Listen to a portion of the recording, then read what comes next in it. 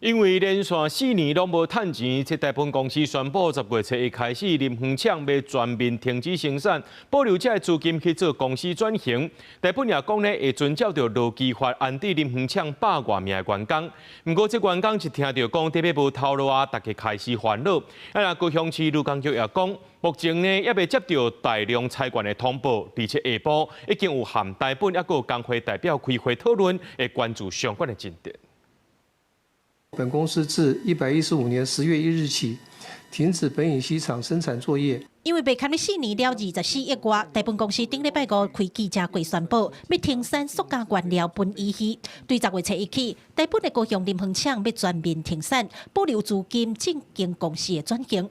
雖望大本公司在記者會講會好好安置員工，不過員工聽到可能會無透露，攏開始煩惱日子要安怎過，只好拜託議員鬥3工替因爭取權益。以目前7月底的往前追溯這6個月，並沒有涵蓋到過年，石化廠很多加班費的計算，所以平均薪資呢相對來說拉得比較低。規個廠區內底4家攏是店自治，大本林園廠有將近150幾個員工，大家攏唔茫透露會當保留的。那正經無法的，資遣費嘛愛較懸的。而且下晡勞工局也來到廠區，甲大本以及工會代表開會了解狀況。